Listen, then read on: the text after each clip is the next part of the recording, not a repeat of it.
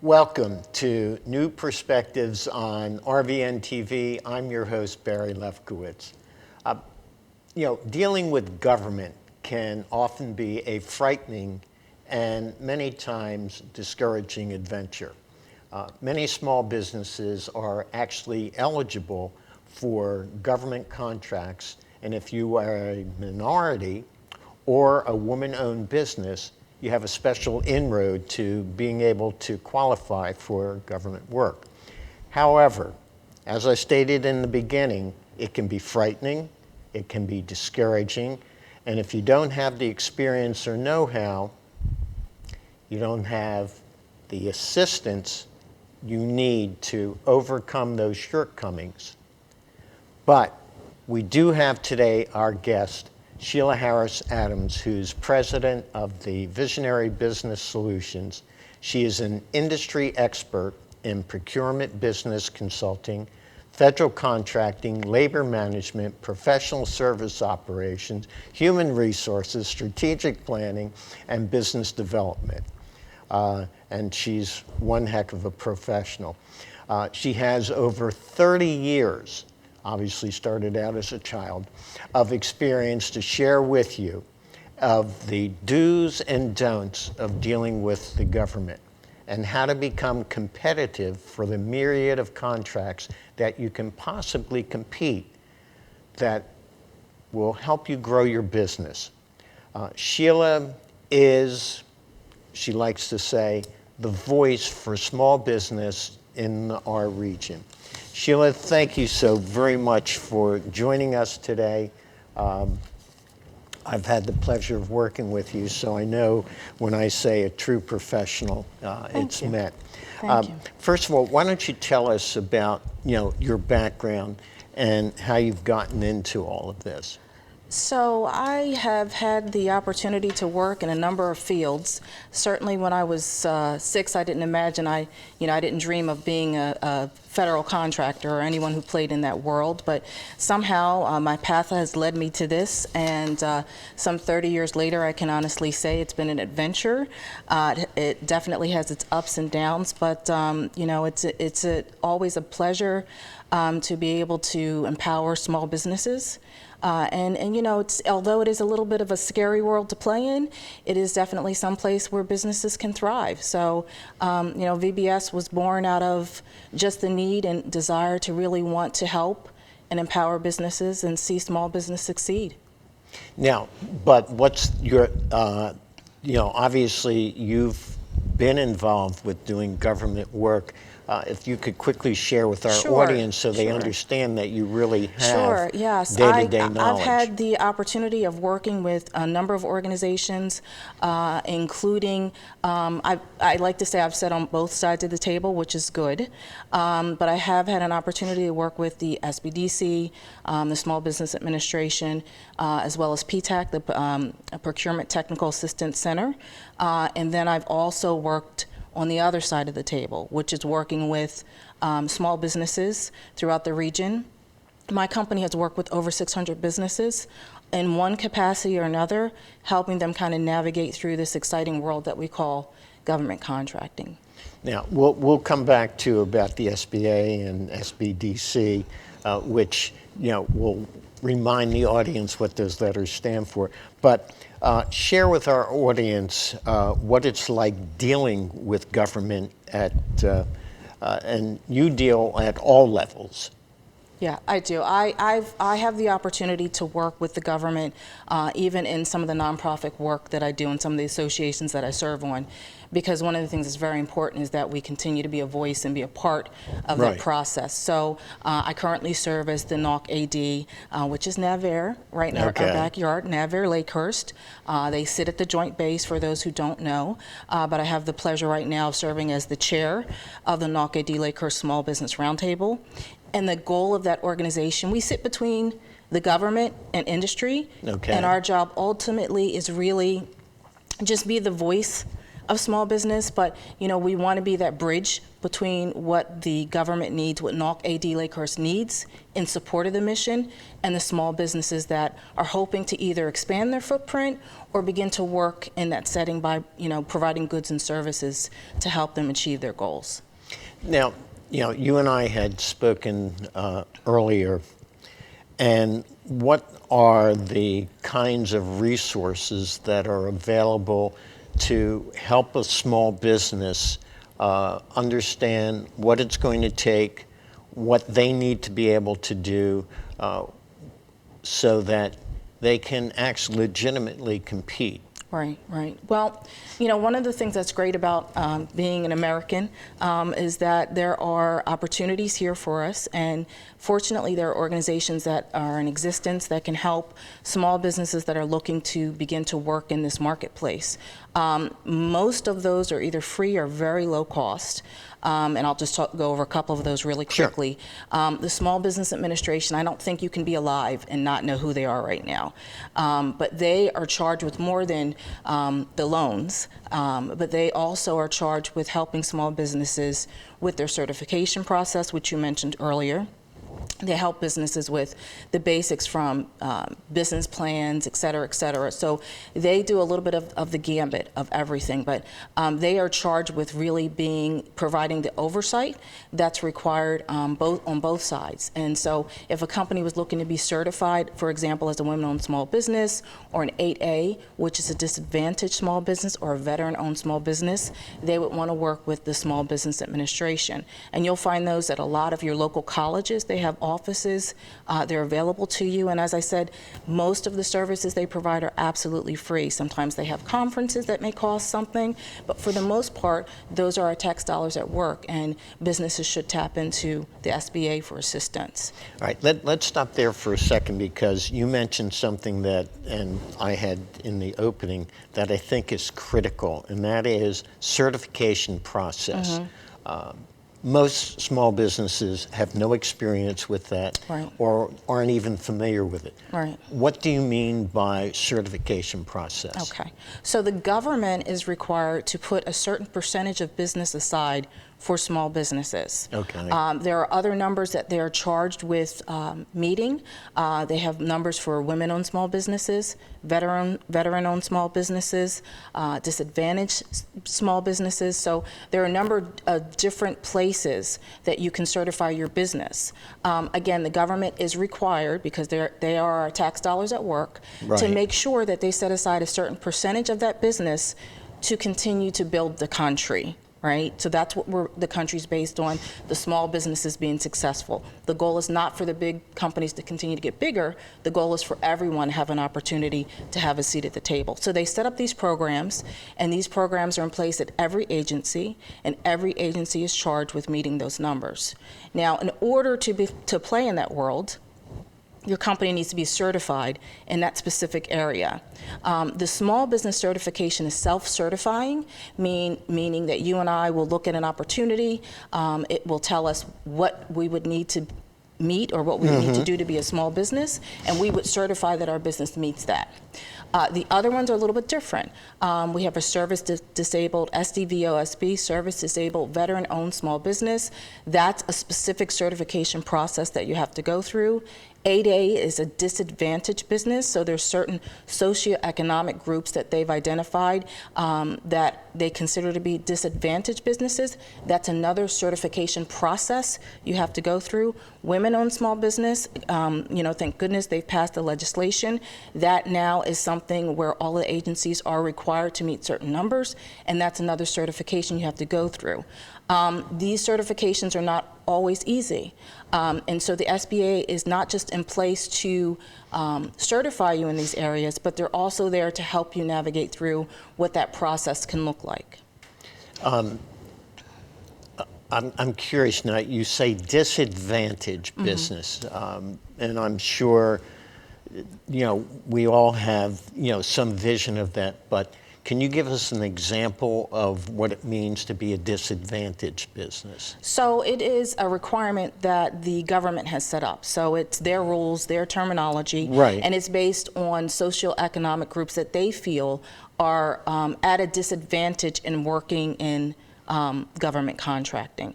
So, for example, African American is considered to be disadvantaged. Okay. Native American Indian is considered to be disadvantaged. So there are a number of groups that they've identified, and they feel those groups are considered to be disadvantaged. And the great thing with the certification, although the processes are sometimes daunting, is that you have the opportunity to go after business that's just set aside. They're called set-asides, just for you. So you would only be competing with other small businesses. You would only be competing with other 8A businesses. You would only be competing, as opposed to competing with everyone, including the big boys. This is your opportunity to really just compete on a level playing field, because we know we can't necessarily compete with the big companies. You know, that's Right. like a mom and pop store versus a Walmart. There's just no way.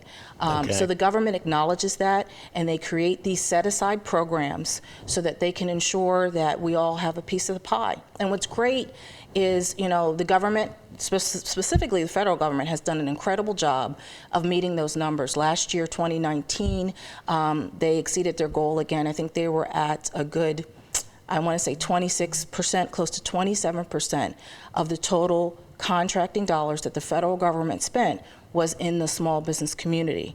They were up $12 billion with a B over last year, over the year before, so that was 2018, and that was $132 billion that they spent in the small business community. I mean, that's phenomenal. Now, you mentioned SBDC as also a resource available Correct. to small business, because we want to make sure that our audience knows where they can go, because then we're going to have to talk about what you call the faint of heart and so forth. But what is the SBDC? So that is the Small Business Development Center. Okay. Another organization that is primarily funded by the government. Some of them have some additional funding from the colleges and institutions they work with, and get funding from various other places. But they're similar to the SBA, but they're different in that they play in some different areas that the SBA does not play in. Okay. They will help you with financing. They will give you a mentor company. They will walk you through the beginnings of your business. And they are not specifically focused only on government contracting. They, like the SBA, will work with you no matter what industry you're in. You know, they play in that place. So they're just another resource. So if you don't see that there's an SBA in your area, look to see if there's an SBDC in your area. While they aren't charged with doing the certifications, they can provide you with the same level of service. Now, just so for those of our audience that live in the southern region of the state of New Jersey, the SBDC actually comes out of, I believe it's Rutgers University. Correct. And those of you who are up in North Jersey, there is an SBDC up in North Jersey at Rutgers. Those of you who are down here where we are, which we call the South, closer to Philadelphia, there's one at Camden, right? There's an SBDC right there as well. And then I know that also up in North Jersey, the community college up in Mahwah, they also have an SBDC. Yes. So there are a lot of resources And that people just don't know. You really just need to go and, you know, I call it the good old-fashioned Google. Go on there. I'm not giving them a plug, but go do a search for SBDC. You'll put in your zip code, and it will tell you which one is closest to you, and you just need to pick up the phone or shoot an email over and request an initial conversation with them, and they'll tell you about what their services are and what it looks like. And you should do the same thing with SBA as well. You know, find out where your local Right. SBA is, and begin to tap into those resources. Both of those organizations offer a gambit of training opportunities for people as well, conferences, you know, a lot of online training, but they do offer one-on-one support, specifically SBDC. We have to do that thing known as, I always joke about it, but we have to do a commercial break, and we were told we had to go to it a little while ago, but that's okay. So stick with us, and we're going to learn more about how small businesses, minority and women-owned businesses, veterans and so forth, are eligible and can, in fact, compete for government contracting. So stick with us. We'll be right back.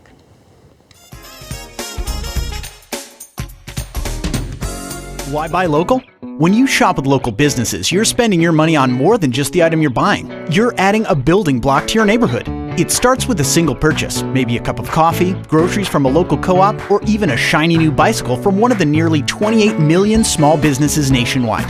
Your money doesn't stay in the till for long though. Local business owners use the money to create a lot of economic activity in your neighborhood, like buying from suppliers, many of whom are also local businesses, paying taxes to the city, which builds and maintains the infrastructure we all rely on, employing local workers, contributing to 65% of the net new jobs each year. Add this all together and you've got a recipe for a happier, healthier, more connected neighborhood. Now that's an investment worth making.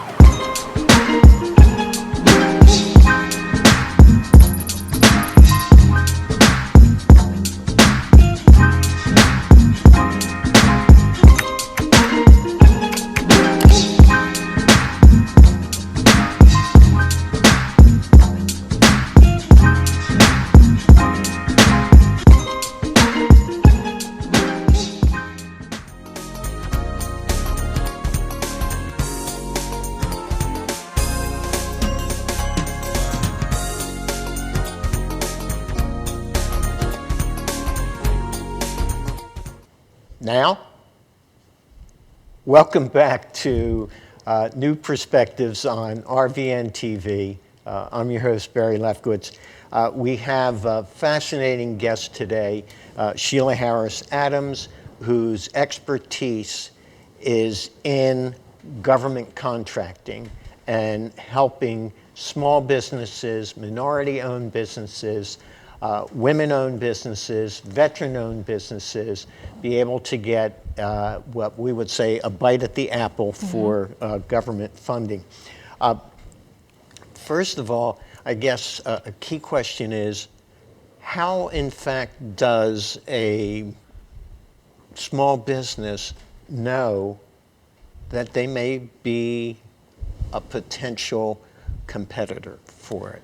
So one of the things we tell clients that we work with, the first thing they should do is look backwards. They need to do some due diligence. For the clients that are working outside of us, we say, the resources are there. You need to take a look at who buys what you sell or provide. What agencies buy the services and goods that your company can provide to them. How often do they buy? Where are they located? What are their patterns? So the first thing you want to do is take a very numbers-driven look at where the money is. Is this a place where I can play? And is it going to be lucrative? And so, we believe in looking backwards before we look forwards. So once we look backwards, the next thing we do is we look at forecast. We take a look at what could be coming down the road 3 to 5 years based on the budgets, based on their LRAFs. That's their long-range acquisition forecast of where they think they want to spend to ensure that the agency that we decide we want to target is indeed going to continue to spend in the area that we want to play. So we say we look backwards, we look forwards, and then we look inwards. Now we need to take a look at our businesses and see if we really are in a position where we are able to play in the government sector. I think a critical and key question is, all right, it's great to, talk about looking backwards, forward, but how do they know whether or not they're a fit and could be a viable candidate? Where do they get this information? So one of the first things they need to do is ensure that they have a strong foundation. They need to have past performance. They need to, be strong elsewhere, whether it's commercial, whether it's as a subcontractor, whatever that looks like. The government contracting world is one of the longest sales cycles I've ever worked in my life. For a business that is established, who is looking to break into, and when I say established, they already have worked in the government sector, but they're looking to work with a new agency, it still can take them 18 to 24 months to get that first win. So it's a very, very long sales cycle. It's not for the faint at heart. You first need to look, like I said, inward to make sure that your company is stable and secure enough.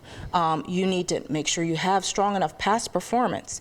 The government's not going to work with a brand new company.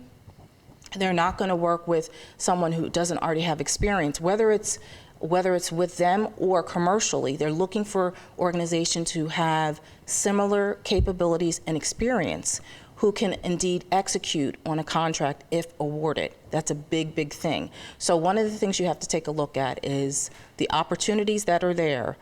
Do you have enough experience? Do you have enough past performance in your till, in your pocket, in order for them to even consider you as a viable company? In other words, what you're talking about is, do you have a track record? Absolutely. Right. Absolutely.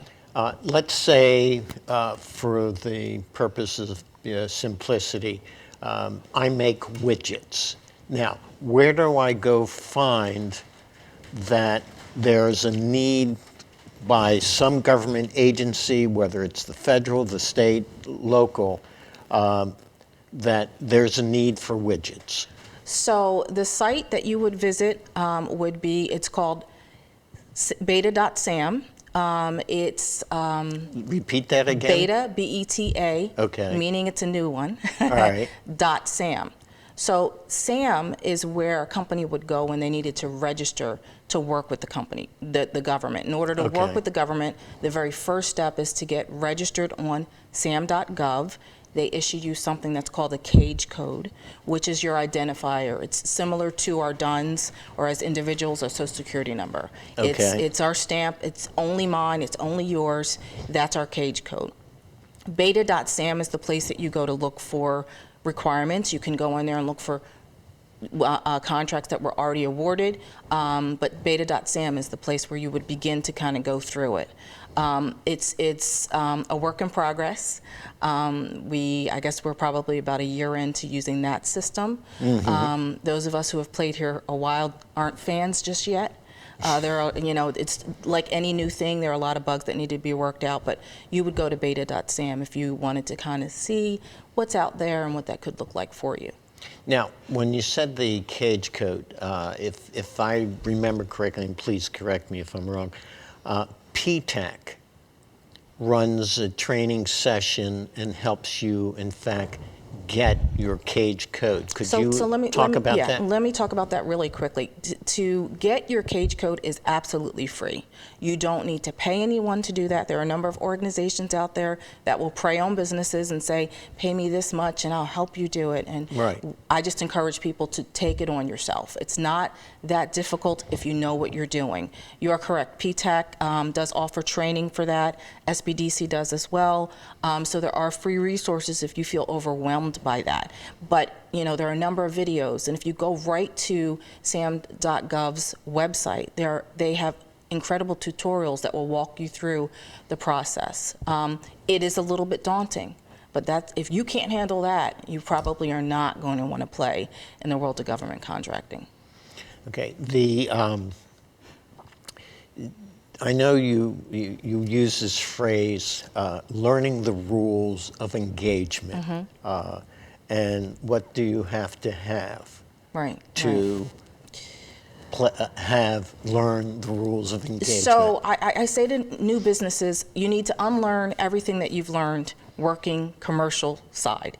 The rules of engagement working in the government it's a different language, it's a different process.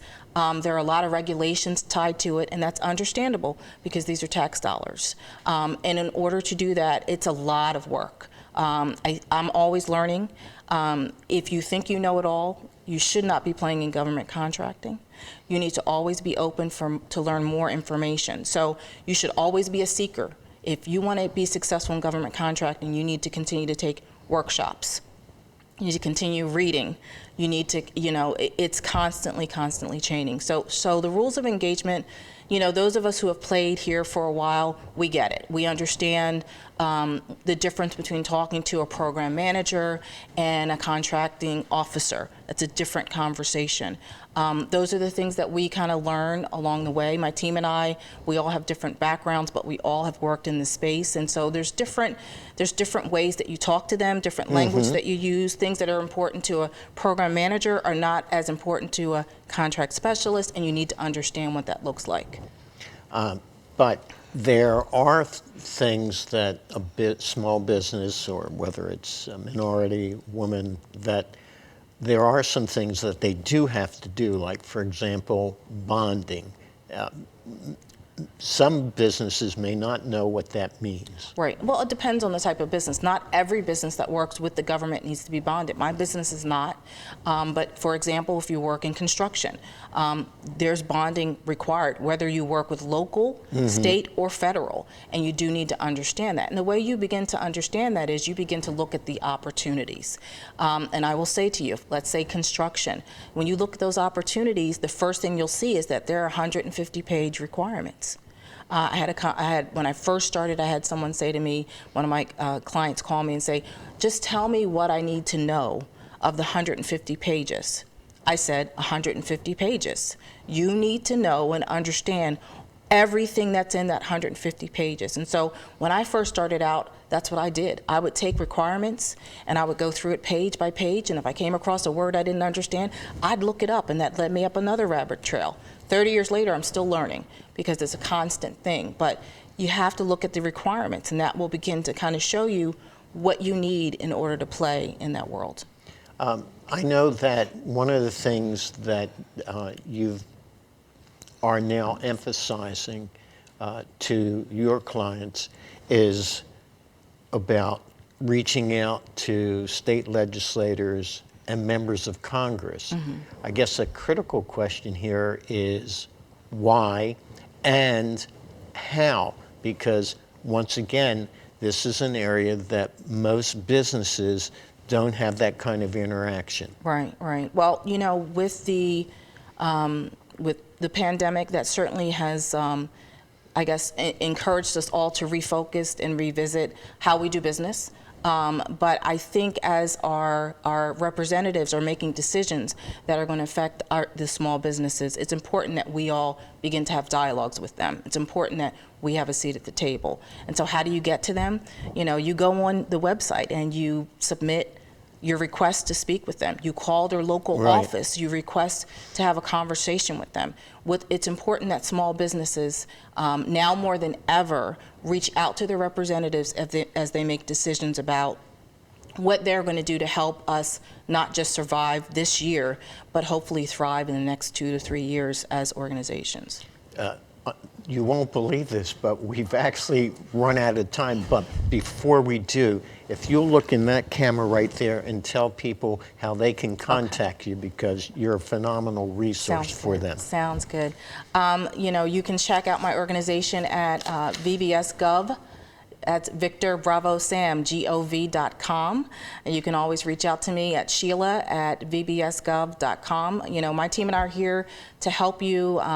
We call it the exciting world of government contracting, but it is an incredible place to play. It's an incredible opportunity for you to make a difference in this world and support our troops, support our country, and the goods and services that you have may be exactly what we need right now. So if you're just interested in finding out what that could look like, reach out to us. We'll be happy to just have that initial conversation with you. That costs us absolutely nothing, cost you nothing.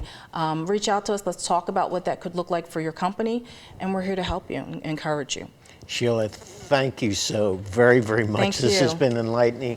And to you, as always, I thank you for allowing me each and every week to come into your homes. Please stay safe, stay well, and we will see you again. Take care.